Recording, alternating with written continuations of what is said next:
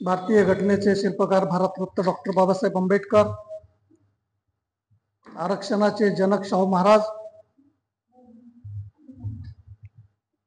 आणि आज आपण आपल्या साकेत बुद्धविहार येथे ज्या महापुरुषाची जयंती साजरी करतो असे छत्रपती शिवाजी महाराज यांच्या विचारांना आणि प्रतिमांना सर्वप्रथम विनम्र अभिवादन करतो।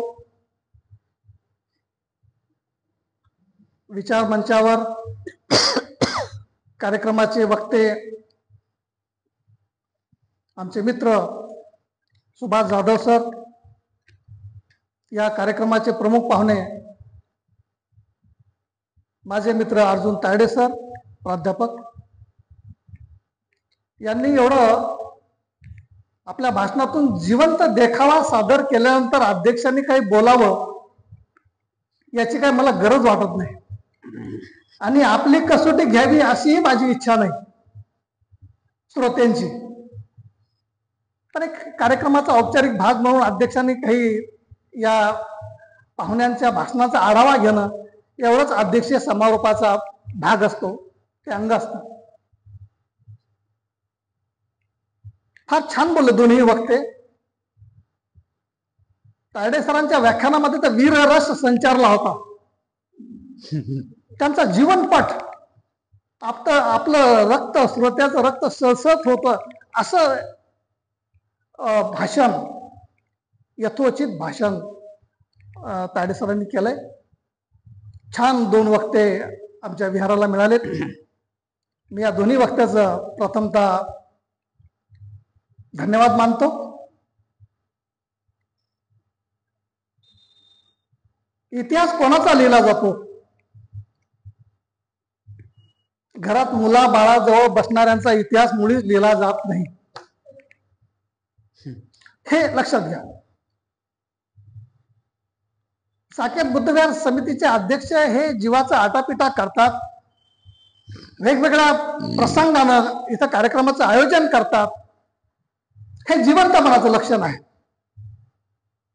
विहारामध्ये विचाराची देवाणघेवाण व्हावी, माणसं इथे यावीत, एकमेकांचे दुःख, एकमेकांच्या अडचणी लक्षात याव्या, समजाव्यात, म्हणून विहारात येण्याची गरज आहे। जयंत्या होत राहतील। जयंती साजरी करणं म्हणजे आम्हाला प्रेरणा देण्यासाठी असतं। आपल्यामध्ये तो सद्गुण जिवंत राहावा म्हणून या जयंत्या आपण शालेय स्तरावर, महाविद्यालयीन स्तरावर, विद्यापीठ स्तरावर किंवा सामाजिक जी अशी काही विहार आहेत अशा ठिकाणी आपण साजरी करत असतो। शिवाजी महाराजांना फार काही आयुष्य मिळालं नाही, जेमतेम 50 वर्षाचं आयुष्य मिळालं। या 50 वर्षाच्या आयुष्यामध्ये आणि त्यातल्या त्यात माता जिजाऊ यांच्या सुसंस्कारातून प्रयत्नाची पराकाष्ठा करून शिवाजी महाराजांना आपलं साम्राज्य निर्माण केलं, स्वराज्य निर्माण केलं। हे आपल्यासाठी आदर्शवत असं व्यक्तिमत्व आहे। आजूबाजूला शत्रुशाही आहे, अनेकांची आक्रमण होत आहेत, अनेकांच्या आक्रमणाला टक्कर देता देता माणूस खचून जातोय, पण शिवाजी महाराज खचले नाहीत। त्यांच्यामध्ये असलेला एक जो गुण आहे गनिमी कावा, युक्तीपेक्षा शक्तीपेक्षा युक्ती श्रेष्ठ। बलाढ्य औरंगजेबाशी आपण लढू शकत नाही, दोन हात करू शकत नाही, त्यासाठी काहीतरी गनिमी कावा करावा, हे वक्त्याने सांगितलेलं आहे। आपण चौथीपासून इतिहास शिकतोय। अफजल खानाचा वध, सुरतेची लूट, म्हणजे फारसा उजाळा करण्याची गरज नाही। या सगळ्या शाहीचा बिमोड करून 18 पगड बावळे सोबतीला घेऊन त्यांचं संघटन करून हे साम्राज्य शिवाजी महाराजांना उभं केलंय। ते सहजासहजी कोलमडणारं नाही, नष्ट होणारं नाही। शिवाजी महाराजांकडे संघटन कौशल्य होतं, माणसं गोळा करण्याचं संघटन होतं। त्यांच्यामध्ये असलेला जो गुण आहे प्रजा हित दक्ष राजा, आपल्या राज्यामध्ये असलेली प्रजा त्याच्यावर अन्याय अत्याचार होता कामा नये, त्यांचं हित जोपासल्या जावं.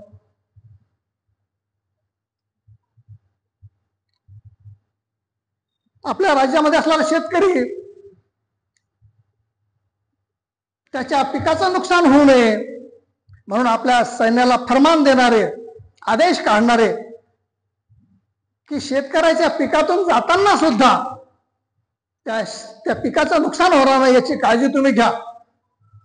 शिपांना कधी कधी शिपांना गर्व चढतो की आम्ही राजाच्या जवळचे आहोत, आम्ही कसाही जुलमी वागलो, अत्याचार केला तर आम्हाला कोणी काही आमचं नुकसान करणार नाही. पण त्या सैनिकांना सुद्धा शिवाजी महाराजांनी ताकीद दिली की कुठल्याही शेतकऱ्याचं नुकसान होणार नाही याची काळजी घ्या. शेतकऱ्यांचा शेत सारा माफक स्वरूपात शिवाजी महाराजांनी केला.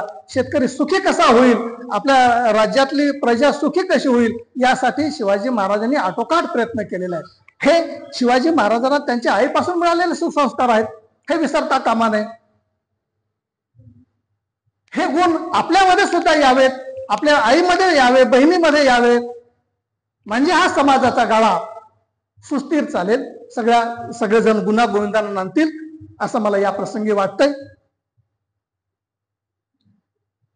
हे अलौकिक स्वरूपाचं कार्य करणं हे इतकं सोपं काम नाहीये आणि अलौकिक स्वरूपाचं कार्य करणारा हा छत्रपती शिवाजी महाराज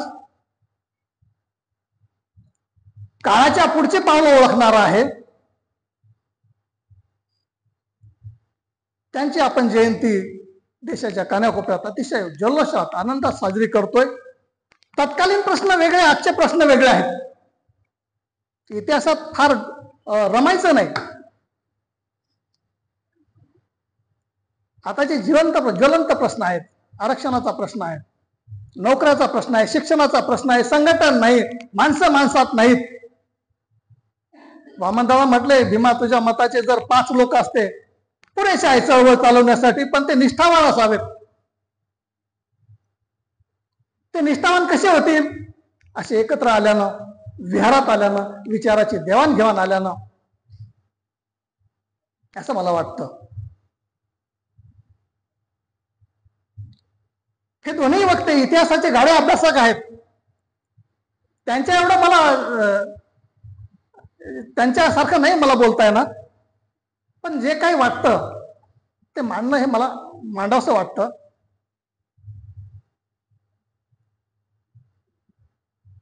या जयंतीच्या निमित्तानं अध्यक्षांनी मला ही जी संधी दिली, विहाराच्या समितीने आज जी संधी दिली कार्यक्रमाचा अध्यक्ष होण्याची,